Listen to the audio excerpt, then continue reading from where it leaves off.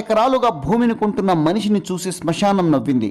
నిన్ను కొనబోయేది నేనేనని, నీకు ఇవ్వబోయేది 6 అడుగులేనని. అద్దె కొంప కదరా, ఆశలు ఎందుకురా, 9 గడపల ఇల్లు తొంగి చూడు నీచంరా. ఆహారం అద్దె కట్టి, నిరంతరం నీరు పెట్టి, పెట్టుబట్టలు కట్టి, పట్టము కడితే ఏ క్షణం కూలునో, ఎక్కడిది రాలునో.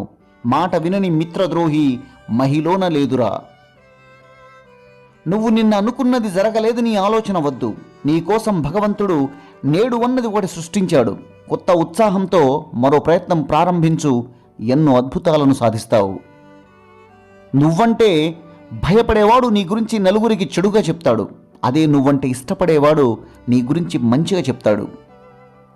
తెలివి తక్కువ ఎదవలు నిజం తెలుసుకుంటారు, నిజాన్ని చూస్తుంటారు, అయినా అబద్ధాలని నమ్ముతూ ఉంటారు. మనిషి ఎలా సంపాదించాలో అన్న ఆలోచనతో